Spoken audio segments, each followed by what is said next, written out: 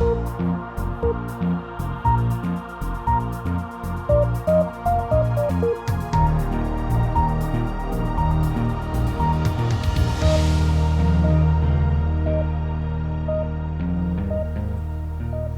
and welcome to this month's June's TR News, a regular update from around the railway.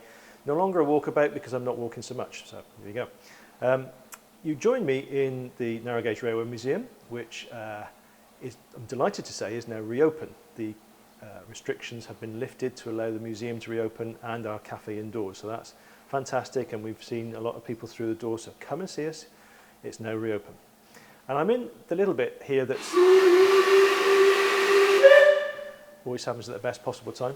I'm in here in the communication section of the museum, where you can see some old token machines in the way that we used to use a phone, which will be a bit alien to people with smartphones, but I'm here because I want to talk about something at the opposite end of the scale, which is our Talyllyn Control Centre.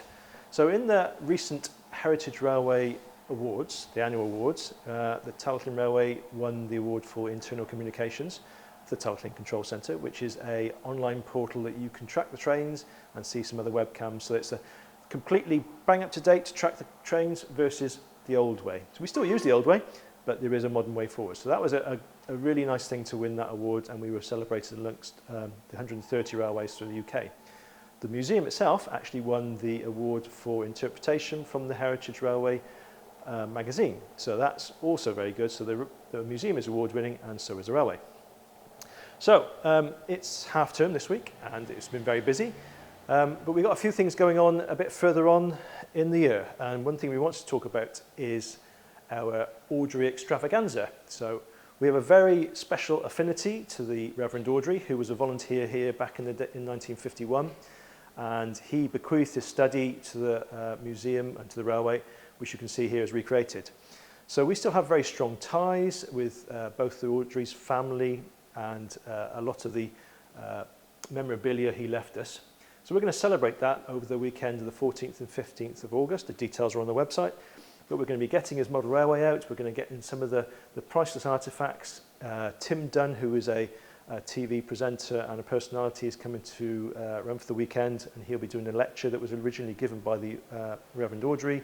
And some of his family will also be here for a Q&A session. So lots going on. Have a look at the website and see what's going on with that. Further on, we've got a gala in September between us and the Corris Railway, which is just up the road, and they'll be bringing their steam locomotive here. So lots going on. We'll give more details of that as we go through the months, probably next month. So that's great.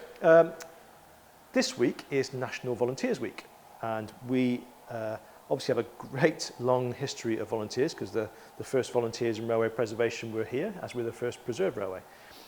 Our next, we're very proud of the way we bring on young volunteers, and this week is no exception. We have Tracksiders, which is our under-14s group, and a lot of the people on the locos now are ex-Tracksiders, and a lot of the guards you'll see around. So it's a great starting ground for railway enthusiasts and people that like to volunteer. So if you've got a younger sibling, or if you are young yourself, have a look on our website and you'll find the details of that. And then a slightly older age group, the 14 and 15s, we've got a training program, and you'll be seeing some of the behind the scenes on that. That's a much more of almost apprenticeship, a volunteer apprenticeships to get you qualified, ready to come and really make a difference with the world's first preserved railway. So lots going on this week, and enjoy the show. In the late 1980s, Christopher Audrey started a newsletter for junior members of the Talyllyn Railway Preservation Society, and he called that newsletter Trackside. But in 1996, various people were concerned about how we were recruiting younger volunteers. And Winston McCann took a paper to council and said, wouldn't it be nice if we could do something that involved under 14s? So in May 1997, we held our first working party, and apart from COVID year 2020, we've been running them in Spring Bank Holiday Week and October Half Term Week every year since. The principal aim of Tracksiders is to enable families to work together on the railway. Many of those that have passed through the Tracksider programme. We have 2 that have now been promoted to driver. We have quite a number that are firemen, quite a number of guards, and taking on other roles on the Talyllyn Railway. And the sorts of things we do, well, I'm sat now in the lovely Discovery Trail here at Abergynolwyn Station. So creating the footpaths, maintaining the footpaths around the Abergynolwyn site is one of our standard jobs, and we're creating some craft work that you might see later on to enhance this trail and find something for visitors to come and spot. We quite often painting fences, we restore slate fencing, we were doing a bit of that yesterday. All that sort of stuff that's off track really. This is our first Tracksiders. We're really enjoying it, haven't we? Yeah, we tried to do it last year, but sadly coronavirus didn't let us. So what sort of jobs have we been doing? I've done some painting the fence just down there, and I've also dug a ditch at Dolgoch, as well as doing a bit of clearing of the viewing platform for the viaduct there. We've been doing tracksiders for about 14 years now. We started tracksiding when my children were about 4 and 2 years old. We met some tracksiders down on the beach doing their evening activities, and we asked all about it, and we got completely hooked. My children have been fascinated by steam engines since my daughter found a little model Rheneas engine when she was about 1 year old. We work on the railway twice a year, and sometimes in August we do sort of voluntary work on the railway too. We love doing the fish paint oiling. As tracksiders, we've learned how to replace the slate fences on the railway. We've learned how to replace steps, lots of painting activities, and we've met just an amazing group of people that we love spending time with during the year.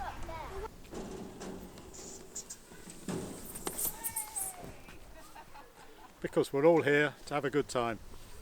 So Under 16's training and development programme was set up in 2019 as a way of bringing new people to the railway. Many entry routes, so we have people coming in from the Tracksider programme when they reach 14. We've also recruited many people from other railways that don't necessarily offer programme for people until they're 16 or even 18 in some places. It's been hugely successful. 2019 we had a full year of practical activities around the railway, giving everybody a good overall base knowledge of railway safety, general operating around the railway, how to clean a locomotive, the traffic and the guarding side, and also for those that want to be trainee blockmen or station masters. So it covers a wide range of the operating spectrum.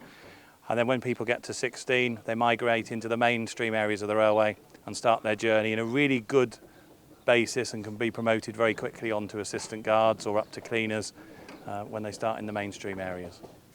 So I started at Tracksiders when I was really young.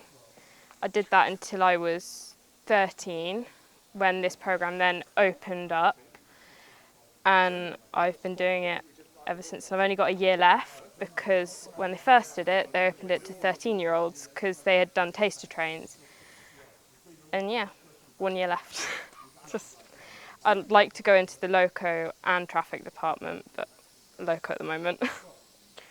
So I saw about it on Facebook as like an advert post about it, and I've done it for the past 2 days, and I've been enjoying going around with the locos and working around Pendry.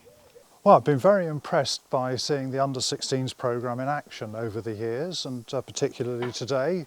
You've heard from some of the people who are cleaning here, which is the side I've been involved in, but it's a fantastic scheme for getting young people involved in this, the first preserved railway. One of the things about the railway, it's really a family atmosphere, and there are people here who've been coming for many years, whose parents have come here, but the abilities that we see are absolutely incredible.